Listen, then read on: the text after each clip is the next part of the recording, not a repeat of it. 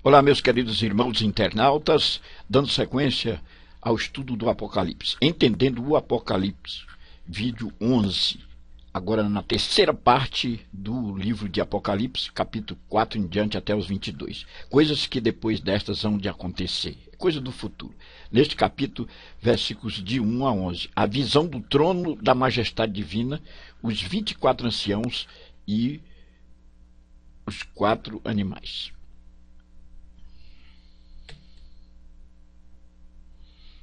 Depois dessas coisas, olhei, e eis que estava uma porta aberta no céu.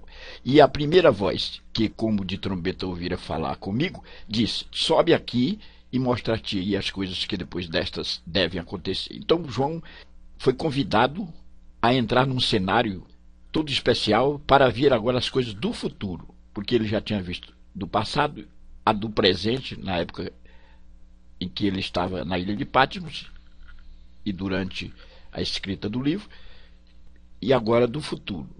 Vamos ver aqui para onde o Senhor o levou. Jesus o reportou e mostrou o trono da majestade divina, os 24 anciãos e os 4 animais. Aqui, 4 animais. Esses 4 animais são representativos. Os 4 animais representam os 4 evangelhos. Os 24 anciãos são os santos do Velho e do Novo Testamento, do Velho Testamento representando as 12 tribos dos filhos de Israel, e o Novo Testamento representando os 12 apóstolos.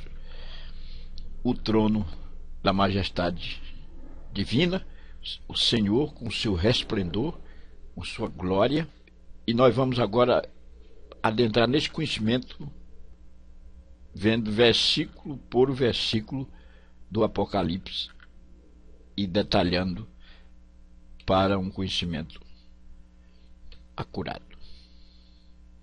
Depois destas coisas, olhei e eis que estava uma porta aberta no céu. Aí a porta, nós já mostramos, Deus abriu uma porta para que João pudesse contemplar as coisas que iriam acontecer. E a primeira voz, Deus, através de Jesus Cristo, já havia falado com João na semelhança da voz de trombeta. Essa voz ele faz uma referência que falava comigo. Diz: sobe aqui e mostrar-te as coisas que depois dessas vão de acontecer. Agora aqui, todas as coisas que vão acontecer serão visualizadas por João. E logo fui arrebatado em espírito, e eis que um trono estava posto no céu e um assentado sobre o trono. A palavra arrebatamento, ela está recheando toda a Bíblia Sagrada, especialmente o Apocalipse.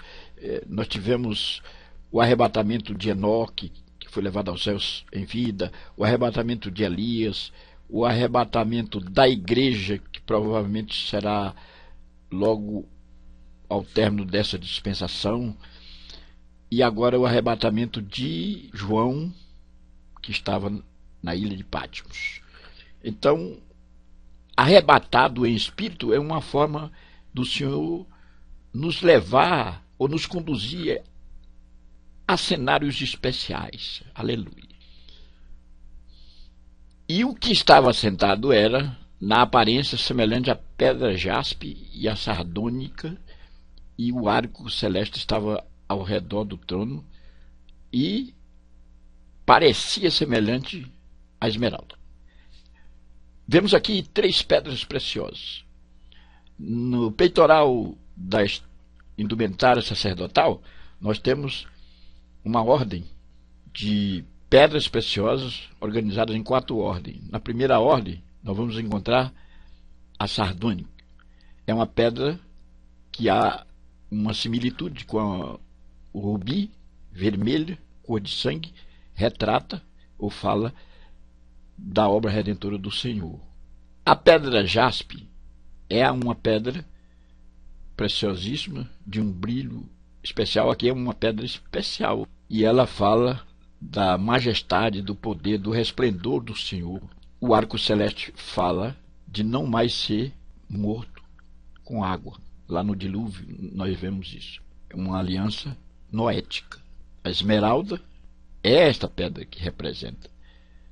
A pedra esmeralda fala de esperança, é pedra verde, aliança noética, o Senhor não mais destruiria o mundo com água.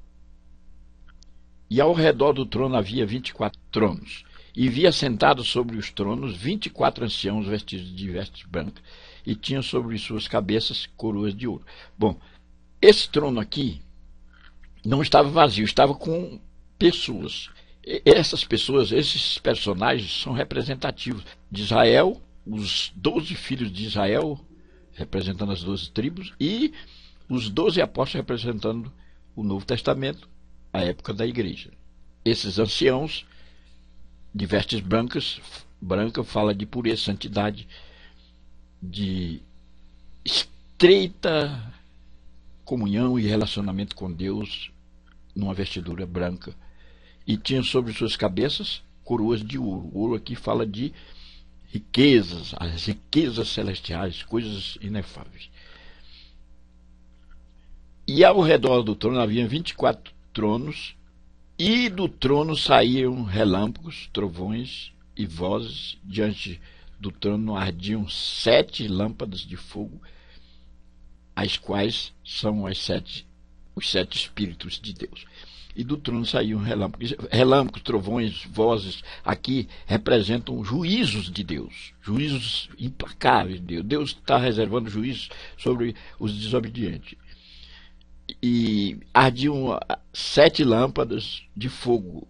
Constantemente no altar, outrora, no tempo de Israel, o fogo ardia sem cessar no tabernáculo e depois lá no templo.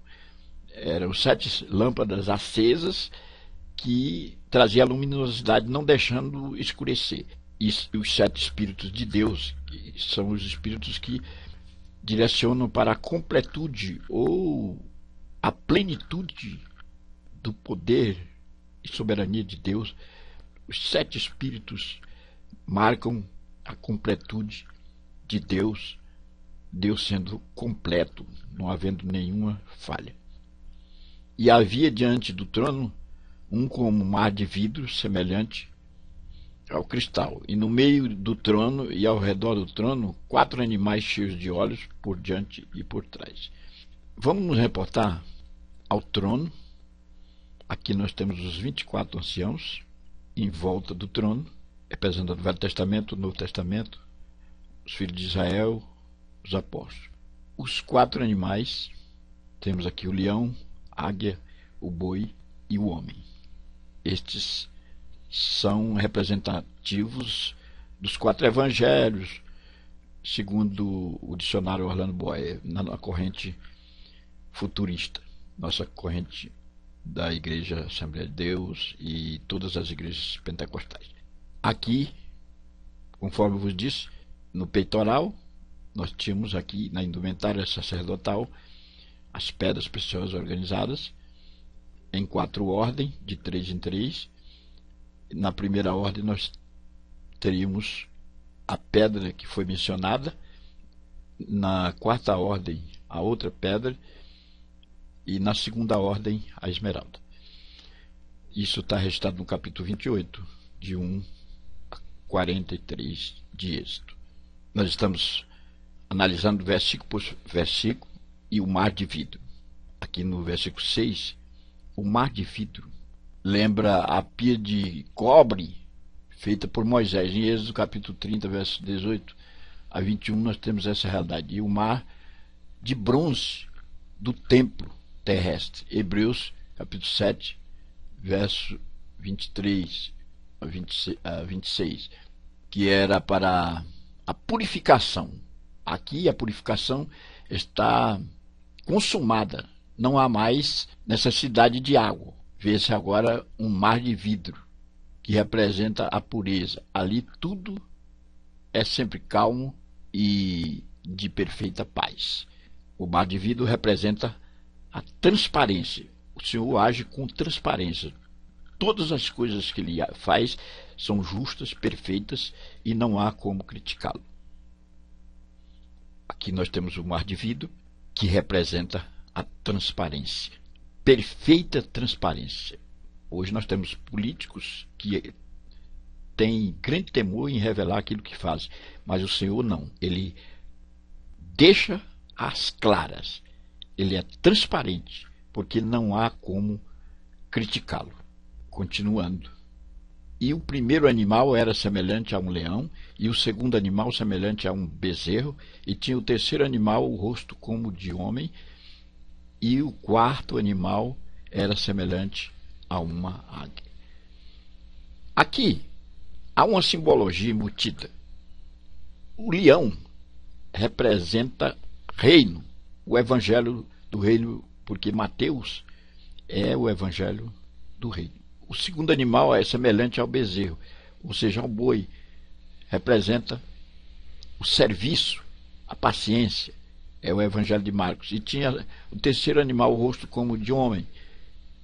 Aqui é Lucas, que representa o evangelho do Filho do Homem. E o quarto animal, semelhante a uma água voando, é o evangelho do reino eterno.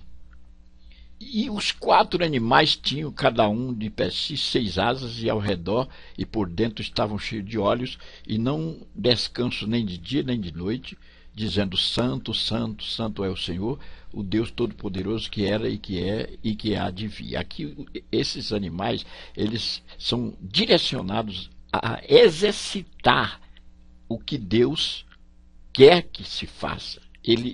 Esses animais representando os evangelhos, por exemplo, estão a glorificar, a exaltar o nome do Senhor. Quando nós pegamos os evangelhos e lemos os 4 evangelhos, nós vamos ver que há uma voz em uníssono glorificando a Deus, a Jesus Cristo, que foi dado à humanidade para a salvação de todos. E ele merece honra, louvor, ele é todo poderoso. E é por isso que as vozes são encaminhadas a ele numa expressão de santo, santo, santo é o Senhor Deus, o Todo-Poderoso, que era, que é e que há de vir. Versículo 9. E quando os animais davam glória e honra e ações de graça ao que estava sentado sobre o trono, ao que vive para todos sempre. Simultaneamente, ao se dar glória, os animais dando glórias e honra e ações de graça ao que estava sentado, os 24 anciãos prostravam-se diante do que estava sentado sobre o trono e adoravam o que vive para todos sempre, e lançavam as suas coroas diante do trono, dizendo: Digno és, Senhor, de receber glória e honra e poder, porque tu criaste todas as coisas, e por tua vontade são e foram criadas. Aqui nós vemos um encaminhamento de adoração, de louvor a Deus. A palavra adorar vem do grego, e os gregos tinham uma cultura de se curvar e beijar o chão. Inclusive a palavra adorar significa beijar. Beijavam o chão prostrados numa reverência incrível, e adoravam os seus deuses. Essa cultura foi trazida para o povo de Deus, mesmo porque o Novo Testamento foi escrito no grego. E aqui não é diferente. Os 24 anciãos curvados, cada um de per si, 6 asas, e ao redor e por dentro estavam cheios de olhos, que viam tudo, e não descansam nem de dia nem de noite, porque eles estão olhando em todas as direções. Dá a impressão de que eles estão em estado de vigília, estão atentos, estão apostos, e estão dizendo: Santo para sempre é o Senhor.